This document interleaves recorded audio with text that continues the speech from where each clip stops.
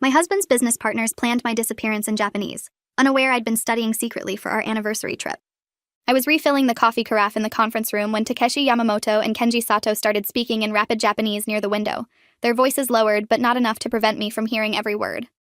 Takeshi said something about the warehouse fire being scheduled for Friday night when I'd be doing inventory alone, that the accelerant would make identification difficult, and the insurance investigators would rule it an accident. Kenji responded that my husband David wouldn't suspect anything because everyone knew I'd been pushing to expand into the waterfront property, that I'd been working late every Friday for the past month. My hands froze on the coffee pot as Takeshi laughed quietly and said in Japanese that once I was gone, they could vote David out as CEO within a week, citing his grief and inability to focus. Then they could restructure the company, sell the patents to their silent partner in Tokyo, and split the proceeds. Kenji added that David's shares would revert to the company upon his forced resignation, leaving him with nothing. They switched to English when another executive walked in asking about quarterly projections, and I forced myself to continue pouring coffee with steady hands even though my heart was hammering against my ribs.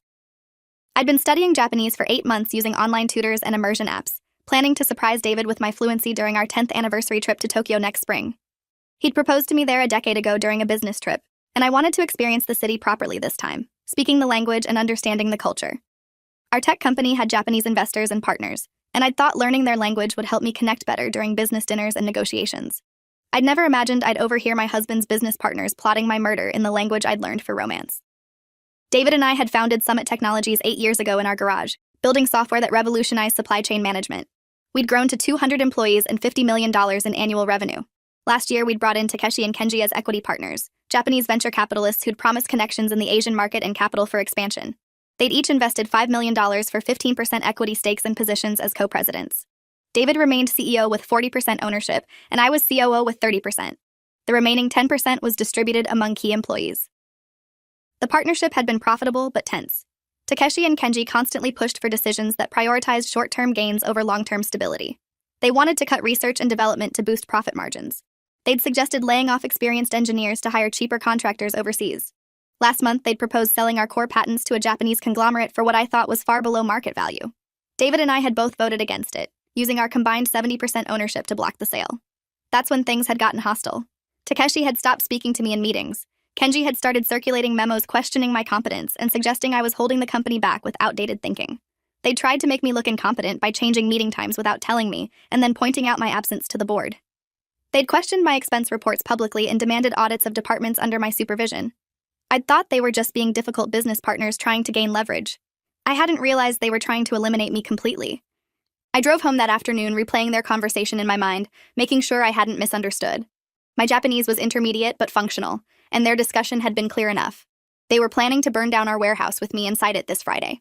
That was 3 days from now. I pulled into our driveway in the suburbs and sat in the car trying to decide what to do. I couldn't tell David immediately because I needed proof beyond my word. Takeshi and Kenji could claim I'd misunderstood or that they'd been speaking hypothetically or joking darkly. I needed documentation. I needed a plan. I called my college roommate Lisa, who'd become a corporate attorney in Seattle. When she answered, I said I needed legal advice urgently and couldn't discuss it over the phone. She heard something in my voice and told me to come to her office immediately. I drove downtown to the high-rise where her firm occupied 3 floors, and her assistant showed me directly to her corner office with views of Puget Sound. Lisa closed the door and I told her everything I'd overheard. Lisa took notes on a legal pad and asked detailed questions about the exact wording Takeshi and Kenji had used, whether anyone else had been present, and what proof I had of the conversation. I admitted I had none except my testimony. She explained that would be problematic because Takeshi and Kenji could simply deny everything, and it would become he said, she said. Even if I could prove they'd spoken about a warehouse fire, they could claim it was theoretical discussion or concern about safety protocols. She asked if I had any way to record future conversations, and I said no, but maybe I could install security cameras or recording devices in the conference room.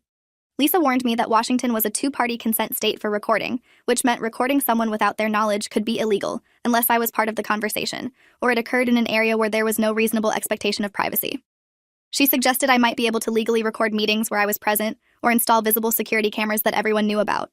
She also strongly recommended hiring a private investigator immediately to document Takeshi and Kenji's activities and communications. Lisa gave me the name of an investigator named Rachel Morrison, who specialized in corporate espionage and fraud cases. I called Rachel from my car and she agreed to meet me within the hour at a coffee shop in Capitol Hill. Rachel was in her late 30s with sharp eyes and an intensity that made me feel safer immediately. I explained the situation and she didn't seem surprised, just pulled out her tablet and started taking notes. She said corporate partners murdering each other for equity was less common than embezzlement but not unheard of, especially when foreign investors felt entitled to assets they'd paid for. Rachel explained her fee was $3,000 as a retainer plus expenses, and she could begin surveillance immediately on both Takeshi and Kenji. She'd track their movements, photograph their meetings, and if possible, obtain copies of their communications through legal means. Rachel also suggested I vary my routine immediately, never be alone in isolated locations, and consider whether David might be involved in the conspiracy. That last suggestion hit me hard, and I insisted David would never hurt me. Rachel said spouses often thought that until evidence proved otherwise, but she'd investigate without bias. I went home and cooked dinner trying to act normal, even though nothing felt normal anymore. David arrived at 6:30 looking exhausted from a day of meetings. He kissed me and asked about my day, and I said it had been busy with inventory preparation. He mentioned that Takeshi and Kenji had suggested I might want to delegate the warehouse inventory to someone else, that it was taking too much of my time. The comment made my blood run cold because it fit perfectly with their plan. They were setting up my presence at the warehouse as something unusual, something that needed explanation. I told David I preferred doing inventory myself because I didn't trust anyone else to catch discrepancies. He said that was my choice, but I should consider work-life balance. We ate dinner discussing mundane topics while I fought the urge to tell him everything. I needed proof first, needed to be absolutely certain before I destroyed his business relationships and potentially our company. That night, I couldn't sleep. I lay next to David listening to him breathe and thinking about Takeshi and Kenji's plan. The warehouse was in an industrial area south of the city with minimal security and no witnesses at night. The building held $2 million in inventory and equipment, all insured. A fire would be devastating but not company ending. What would be company ending was my death, and David's subsequent grief-driven removal from leadership. I realized the plan wasn't just about insurance fraud. It was about seizing control of Summit Technologies completely. With me dead and David ousted, Takeshi and Kenji would own 30% of a company worth at least $100 million, and they could sell the patents they'd tried to buy for far more than $5 million. My death was just the first step in a corporate takeover. Thursday morning, Rachel called with her first report. She'd followed Takeshi the previous evening to a meeting with a man named Robert Finch at a restaurant in Georgetown. Finch had a criminal record including arson for hire from 15 years ago. He'd served 8 years and been released on parole 3 years ago. Rachel had managed to photograph them together and had captured audio of their conversation using a directional microphone. She sent me a file where I could hear Takeshi speaking English with Finch about accelerant placement and timing. Finch asked how much accelerant Takeshi wanted used and where exactly the fire should start. Takeshi specified the northwest corner of the warehouse where I typically began inventory work, saying the fire needed to spread quickly to block the exits. Finch asked about security systems, and Takeshi said the cameras would mysteriously malfunction that evening, that he'd arranged for a power surge to disable them. He offered Finch $50,000 with half paid up front and half after the job was completed. I listened to the recording 3 times, feeling increasingly nauseated. Rachel said this was concrete evidence of conspiracy to commit murder and arson, that I needed to take it to police immediately. I called Lisa from my car and played her the recording. She agreed it was compelling evidence but suggested I gather more documentation before going to authorities. She wanted me to record any additional conversations between Takeshi and Kenji, document any other suspicious activities, and build an overwhelming case. Lisa said once I went to police, Takeshi and Kenji would hire expensive lawyers who'd challenge everything, and I needed evidence so strong they couldn't dispute it. Thursday afternoon, I installed a voice-activated recorder in my briefcase and attended an executive meeting. Takeshi and Kenji were both present along with David and 3 other senior managers. The meeting covered routine operations until David mentioned he needed to leave early for a client dinner. After he left, Takeshi suggested we discuss restructuring plans that he and Kenji had been developing. He pulled out a presentation showing how Summit Technologies could be more profitable if we eliminated certain redundancies in leadership. His slides specifically highlighted my role as COO, suggesting that my responsibilities could be distributed to other executives at lower cost. Kenji added that the company had grown beyond its founding structure and needed professional management rather than sentimental attachment to original partners. The other managers looked uncomfortable. One of them, Victoria Liu, spoke up saying that I'd built the operations systems that made the company successful and removing me would be destabilizing. Takeshi dismissed her concern, saying change was necessary for growth. After the meeting ended, I stayed behind pretending to review documents. Takeshi and Kenji remained in the conference room speaking Japanese, apparently confident no one could understand them. Takeshi said everything was arranged for tomorrow night, that Finch had confirmed he'd be at the warehouse at 9 p.m. Kenji said he'd disabled the security system remotely at 8:45 p.m. using the admin access he'd obtained from IT. Takeshi mentioned that they should both be visible at a restaurant with multiple witnesses when the fire started, that he'd made reservations for 9 p.m. at a popular downtown steakhouse. Kenji laughed and said in Japanese that by this time next week, they'd control Summit Technologies and would be negotiating the patent sale to their Tokyo partners. He added that David was weak and would crumble under pressure once I was gone, that they'd exploit his grief to force his resignation. I recorded the entire conversation in my briefcase, my hands shaking as I pretended to type on my laptop. When they finally left, I sat alone in the conference room feeling terror and rage in equal measure. These men were going to murder me tomorrow night and thought they'd gotten away with it because I supposedly didn't speak their language. I drove directly to the police department and asked to speak with a detective about a murder conspiracy. The desk sergeant looked skeptical but called someone after I insisted it was urgent. Detective James Bennett met me in an interview room 20 minutes later. He was in his 40s with a tired face that suggested he'd heard every possible story. I played him Rachel's recording of Takeshi meeting with Finch, then played him my recording of Takeshi and Kenji discussing tomorrow night's plan. I explained that I understood Japanese and had translated their conversations accurately. Bennett listened to everything twice, took detailed notes, and asked if I had any other evidence. I told him about the business structure, the patent sale Takeshi and Kenji wanted, and how my death would enable them to seize control of the company. Bennett said the recordings were concerning, but some of the conversation could be interpreted as hypothetical discussion unless they actually attempted the crime. He wanted to set up a controlled situation where Finch and Takeshi would be caught in the act of attempting arson. Bennett called in another detective named Sarah Wu, who specialized in organized crime and corporate cases. Wu listened to my recordings and immediately said this was bigger than a simple murder plot. She said the involvement of Tokyo partners and the patent sale suggested potential international fraud and money laundering. Wu wanted to coordinate with the FBI since the case involved foreign nationals and international business dealings. She said I'd need to act normally tomorrow and actually go to the warehouse as planned, but police and federal agents would be present to catch Finch and anyone else involved when they attempted the arson. I protested that I'd be a target in a burning building, but Wu explained they'd have teams positioned throughout the area and would intervene before any fire started. They'd be monitoring in real time and would arrest Finch the moment he brought accelerant into the warehouse. She made me wear a wire and practice emergency signals in case something went wrong. Bennett emphasized that I couldn't tell David or anyone else about the operation because any leak could compromise it and let Takeshi and Kenji escape justice. Friday morning, I went to work feeling sick with anxiety. David noticed I looked pale and asked if I was coming down with something. I said I might be, that I felt nauseous. He suggested I skip warehouse inventory that evening and go home early. I couldn't do that without alerting Takeshi and Kenji that I knew their plans, so I insisted I'd be fine and had to finish the quarterly count. David looked concerned but didn't push.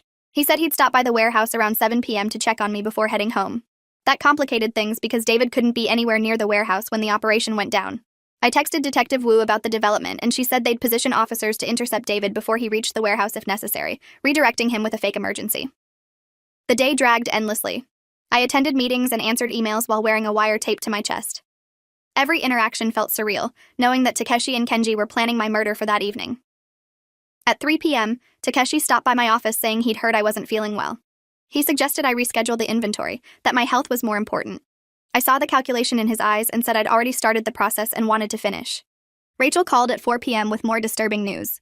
She'd tracked Kenji to a meeting that morning with an attorney who specialized in hostile takeovers and corporate litigation.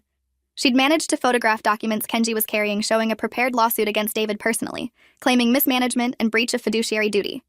The suit was ready to file pending one triggering event. Rachel said the timing suggested they planned to file immediately after my death, using David's grief and distraction to push through leadership changes before he could respond effectively. The pieces were all fitting together into a comprehensive takeover strategy. My death was step 1. David's forced removal was step 2. Patent sale to Tokyo partners was step 3. Rachel had also discovered that the Tokyo partners were actually a shell company controlled by Takeshi and Kenji themselves, meaning they were essentially stealing patents they'd already invested in. Wu said this confirmed the FBI's interest because it was securities fraud and international money laundering.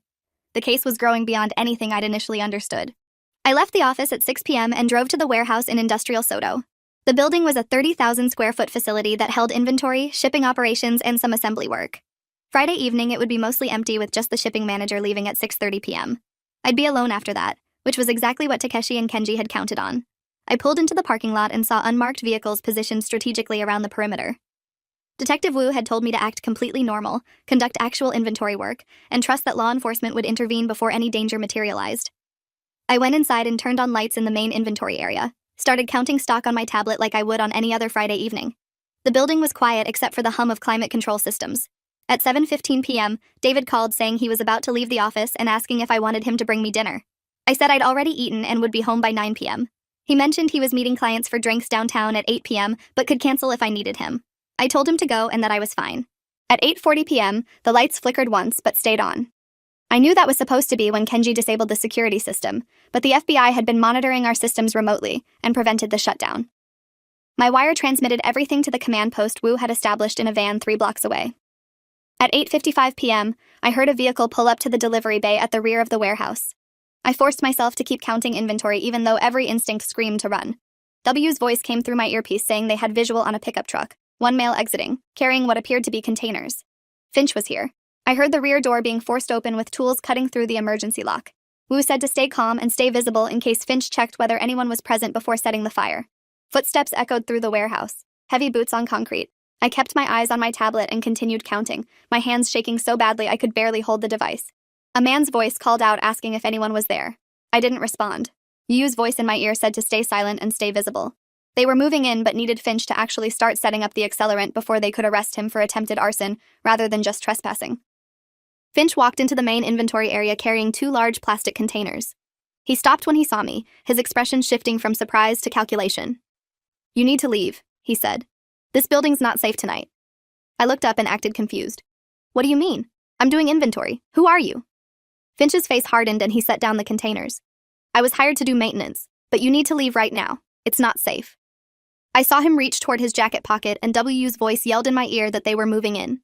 The warehouse doors burst open and agents in FBI tactical gear flooded in from 3 directions.